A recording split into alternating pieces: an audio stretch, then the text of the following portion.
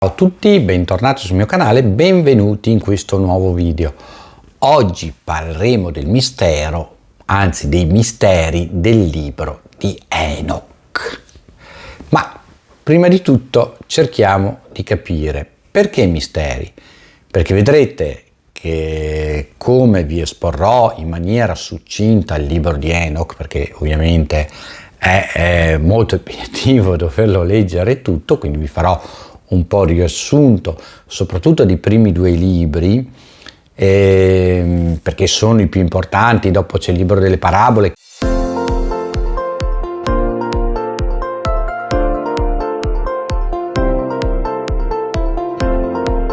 poi c'è il libro delle costellazioni, il libro dei sogni. Insomma, se non l'avete ancora capito, comunque è un pentateuco, cioè è un libro composto da 5 libri. Questo è il libro di Enoch.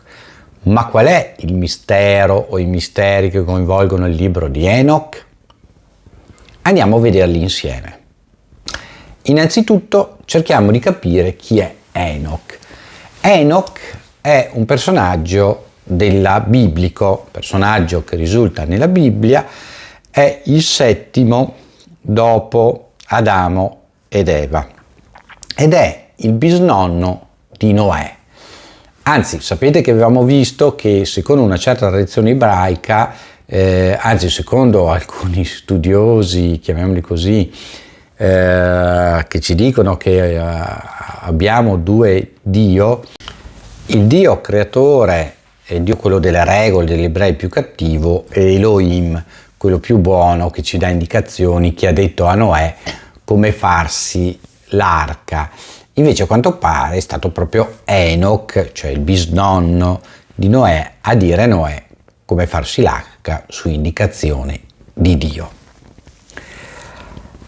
Allora, Enoch era il bisnonno di Noè, ma siamo sicuri chi lo dice? Lo dice la Bibbia, Genesi 5:24, e vado a leggervi pedissequamente quello che c'è scritto nella Bibbia.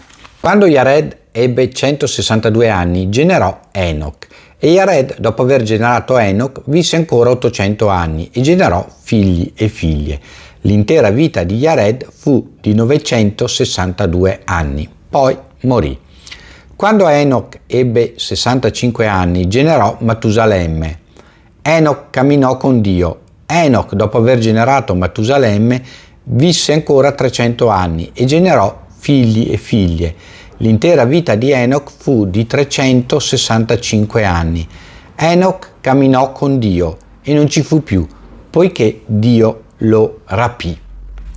E qua Enoch sparisce dall'Antico Testamento. Ci sono ancora richiami in tutta la Bibbia su Enoch, alcuni richiami, ma non si fa nessun accenno del libro di Enoch, il quale libro di Enoch però risulta nelle primissime versioni, chiamiamolo così, della Bibbia cristiana, tanto che, essendo preesistente anche nella tradizione ebraica, a un certo punto gli ebrei decisero, visto che aveva avuto così successo tra i cristiani, di escluderlo dai libri canonici.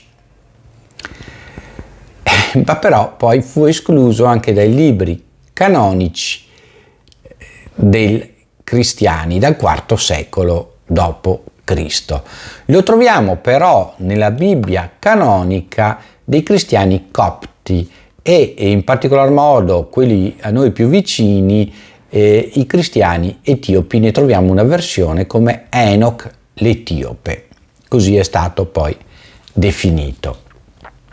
Quindi Enoch abbiamo visto che era il bisnonno di Noè, e questo poi ci viene riportato esattamente nei primi due libri di Enoch, perché abbiamo detto che è un pentateuco e quindi sono 5 libri, 5 scritti in aramaico, di cui alcuni manoscritti ritrovati come il libro dei giganti a Qumran, e alcuni ritrovati in altre parti. Ma per perché è misterioso e perché è stato stralciato il libro di Enoch?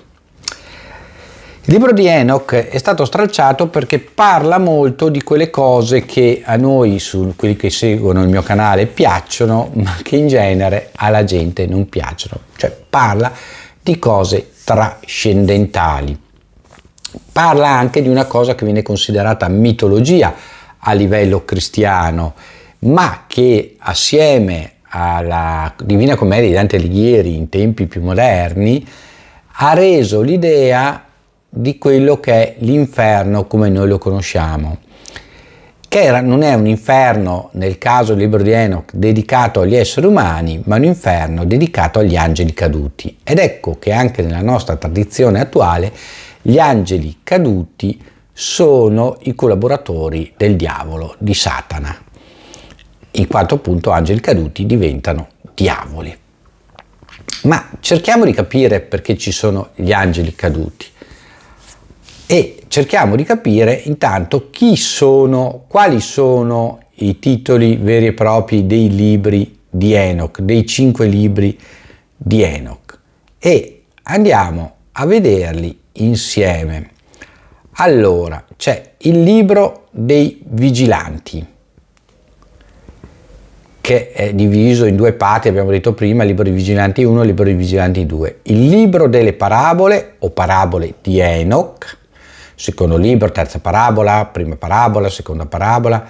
Il libro dell'astronomia o libro dei luminari celesti. Il libro dei sogni e le lettere di Enoch. Allora, questi è il Pentateuco, sono i libri che compongono il cosiddetto libro di Enoch.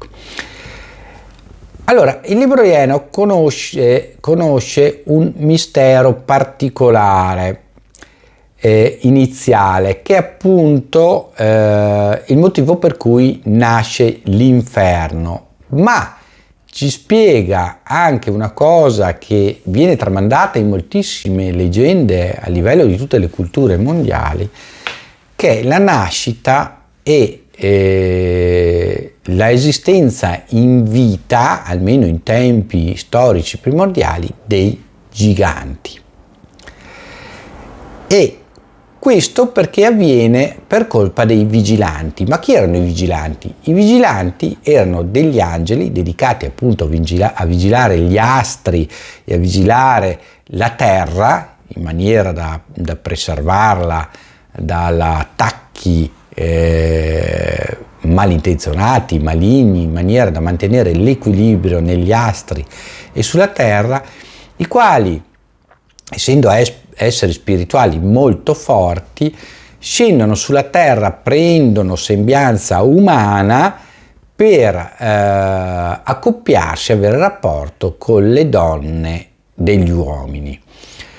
Da questi accoppiamenti però nascono dei giganti, i quali iniziano a creare danni, a distruggere cose, a uccidere esseri umani, a mangiarli, quindi viene su veramente un gran caos.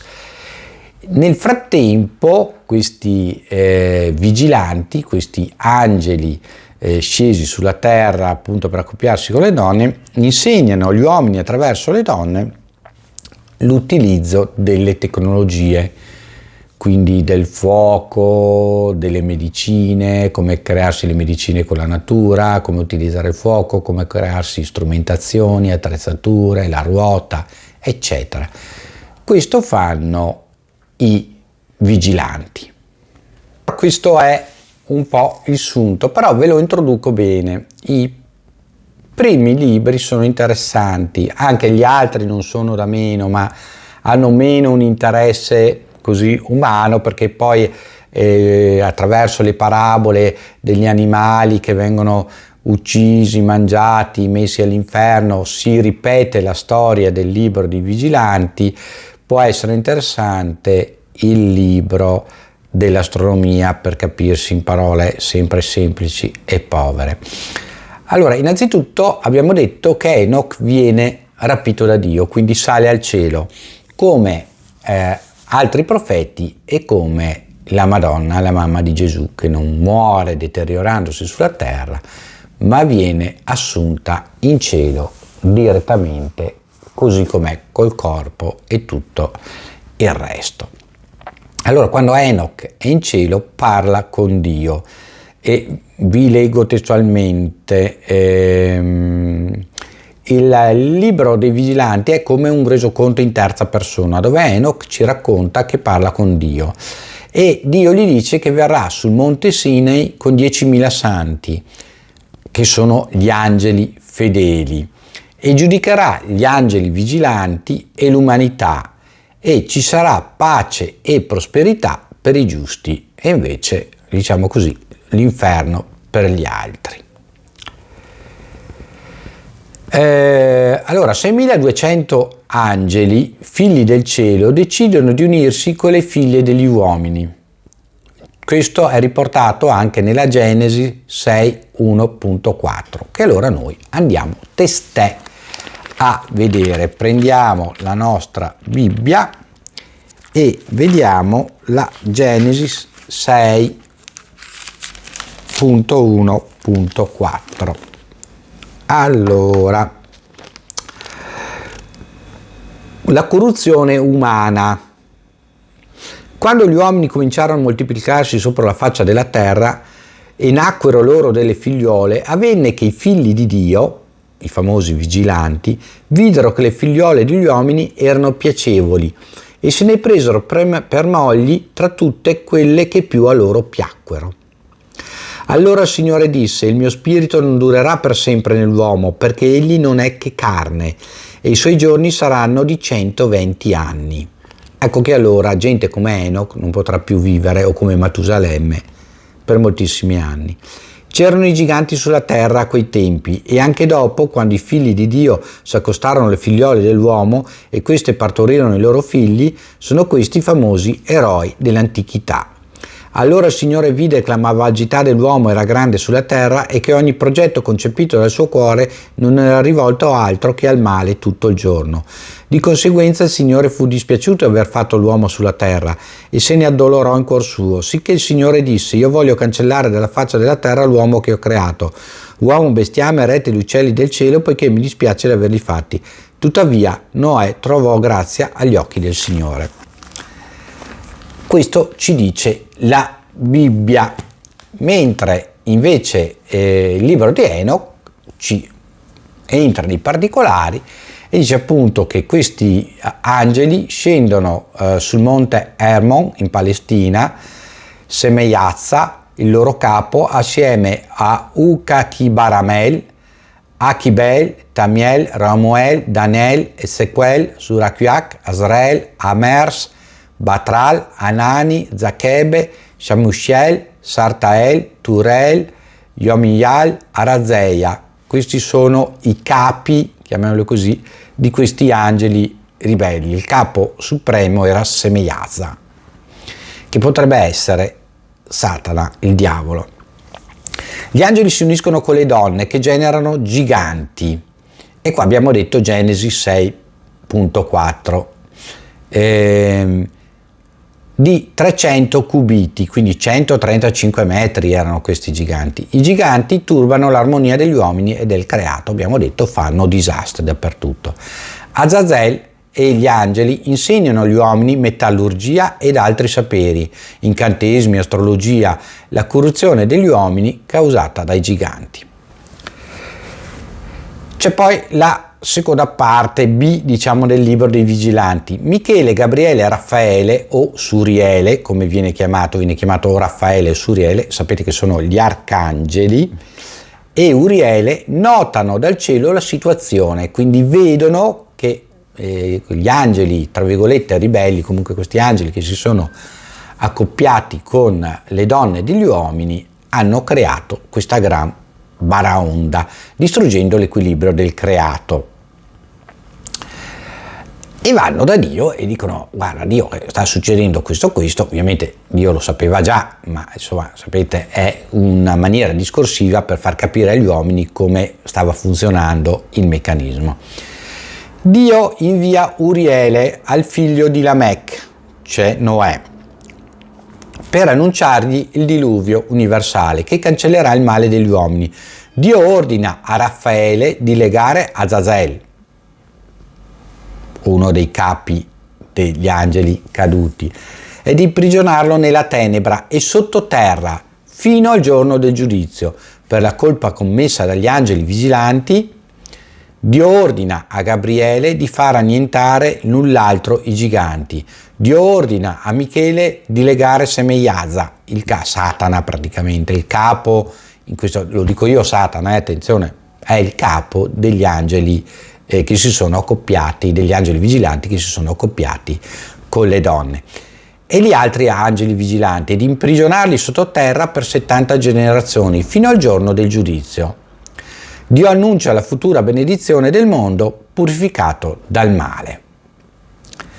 Libro dei Vigilanti 2, che fa sempre parte del Libro dei Vigilanti, se no diventano 6, 7, 8 i libri, però diciamo che viene così definito perché sono due papiri diversi.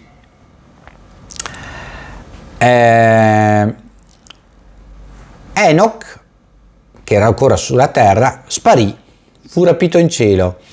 Prima di tutto ciò, Genesi 5:24 che abbiamo letto prima, riceve in cielo la visita di due angeli vigilanti non decaduti, cioè di due angeli che invece sono rimasti al loro posto di guardiani, appunto di vigilanti, che gli dicono di recarsi presso gli angeli vigilanti che hanno abbandonato il cielo, quindi quelli che sono sulla terra, che si accoppiano con le donne e degli uomini, per annunciare loro il castigo divino che riceveranno. Enoch passa sulla terra, quindi questo torna sulla terra e annuncia ad Azazel la condanna. I vigilanti condannati gli chiedono di intercedere per loro presso Dio, di dire noi non volevamo far del male, insomma è successo un po' questa cosa e ci siamo fatti prendere la mano. Che in sogno o visione gli ribadisce la condanna, quindi lui si mette in contatto con Dio e Dio gli dice non c'è trippa per gatti, questi devono essere condannati. Poi il concetto viene ribadito dopo che Enoch descrive ai vigilanti la visione, sale in cielo una casa meravigliosa dove incontra Dio, la grande gloria. Nella visione di Dio, Dio ribadisce ad Enoch la condanna degli angeli vigilanti che hanno lasciato il cielo e degli empi e quindi di tutta la loro progenie eccetera e degli uomini che hanno collaborato con gli angeli vigilanti. Primo viaggio di Enoch portato da Dio e da alcuni vigilanti decaduti da Uriele in vari luoghi fantasiosi in terra e sottoterra. Uriele mostra a Enoch da una spaccatura del terreno il luogo sotterraneo dove stanno gli angeli decaduti fino al giorno del giudizio, quindi gli fa vedere gli inferi, l'inferno come noi lo conosciamo, come è nato dalla tradizione appunto attraverso il libro di Enoch e poi in tempi più moderni attraverso Dante Alighieri, quindi gli angeli decaduti nella spaccatura del terreno, cioè seppelliti sottoterra in questo mondo sotterraneo, in attesa del giudizio universale, sono diventati poi i diavoli, gli assistenti di Satana. E Uriele è uno degli arcangeli che ha avuto il compito di imprigionarli appunto sottoterra. Da qui nasce un'altra tradizione, un'altra leggenda, se volete, che è quella della battaglia degli angeli, della guerra degli angeli. Se ne parla un po' anche nel film Il cielo sopra Berlino, se ne parla in Dogma, se ne parla in altri film dove c'è questo scontro tra angeli e angeli decaduti, che non sono ancora proprio diavoli, ma magari di solito vengono raffigurati gli angeli con le ali bianche, gli angeli decaduti con le ali nere, insomma, per differenziarli. Ecco. Diciamo che hanno vinto gli angeli non decaduti, gli angeli bianchi, perché avevano dietro di sé il potere di Dio, cosa che pur mantenendo il loro potere originario, gli angeli decaduti non avevano a loro vantaggio. Poi ha un secondo viaggio, Enoch con Uriele nella località deserta dominata dal fuoco, prigione degli angeli decaduti. Allora, erano sottoterra o erano nella prigione di fuoco? E vede 7 stelle legate I santi angeli che vigilano su quel luogo, cioè il luogo dove ci sono gli angeli decaduti, sono Uriele, Raffaele, Raguele, Michele, Sarcaele, Gabriele e Remiele. Questi sono i nomi degli angeli che vigilano su quelli decaduti, tenuti prigionieri sottoterra, e anche una località deserta coperta dal fuoco. Quindi c'è da capire se è la stessa località o un po' sono di qua e un po' sono di là. Nel terzo viaggio con Raffaele a ovest gli mostra un luogo profondo e tenebroso in una montagna. Raffaele gli dice che è il luogo per le anime dei morti fino al grande giudizio, anime dei giusti separate dalle anime dei peccatori. Quindi anche qua si dovrebbe interpretare che le anime dei peccatori andranno a finire in questo luogo ameno, oscuro, all'interno di una montagna, mentre quelle dei giusti saranno separate da quelle dei peccatori. Oppure che tutte le anime andranno in questo luogo ameno e angusto fino al giudizio, e poi durante il giudizio quelle dei peccatori rimarranno lì e le altre saranno separate. Poi ha un viaggio con Michele. No, prima un viaggio con Raguele, scusate, lui praticamente fa un viaggio con ognuno degli angeli che sono a sorveglianza degli angeli decaduti, degli angeli guardiani, insomma, vigilanti. Quindi fa un viaggio con Raguele a ovest, dove vede un fuoco ardente e tutte le luci del cielo. Quindi fa un viaggio, un quinto viaggio con Michele, e vede 7 montagne preziose e un albero, da cui frutti sarà data agli eletti la vita del grande giudizio. Allora attenzione, vi ricordate che nel giardino dell'Eden vi erano 2 alberi, l'albero della conoscenza, quindi del bene e del male, di cui Adamo ed Eva si sono cibati, quindi avendo acquisito a tutti gli effetti non solo il libero arbitrio ma anche la capacità di comprendere il bene e il male, e l'albero della vita, del quale frutto, se loro si fossero cibati, avrebbero avuto vita eterna. Dopodiché Dio mette gli angeli, i cherubini, a difesa dell'albero della vita, se vi ricordate, con le spade di fiamme. Fa un altro viaggio con Uriele, poi il sesto viaggio, e va al centro della terra, dove vede montagne, burroni, torrenti e una valle maledetta, luogo del futuro giudizio. Quindi in questa valle maledetta, nel centro della terra, all'interno del pianeta Terra, ci sarà il giudizio universale. E questo ovviamente, questa parte a voi non ricorda qualcosa, ma certo ricorda i viaggi descritti da Jules Verne, o Jules Vernes, come lo conosciamo noi italiani, quindi 1000 leghe sotto i mari, Viaggio al centro della terra. Ecco, poi fa un settimo viaggio e va a est, dove vede una foresta. Fa un ottavo viaggio con Raffaele, dove vede alberi di profumo, burroni, ruscelli, monti e l'albero della conoscenza, e lo troviamo in Genesi 3,1.7, quindi.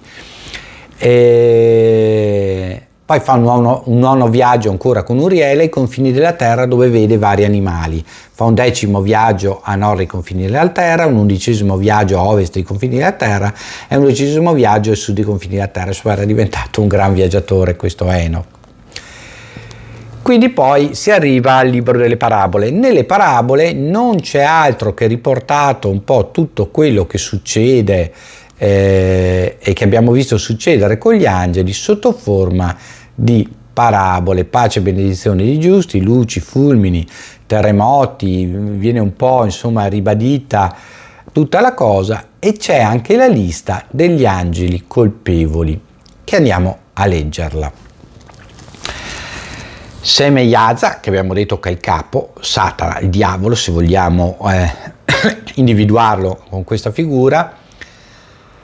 Arstikfa, Armen, Cacabele, Turiele, Rumeyal, Daniele, Nucaiele, Barachel, Azazel, Armens, Batarayal, Basasel, Ananel, Tureyal, Simapisial, Yetarel, Tumarel, Tariel, Rumarel, Izezel.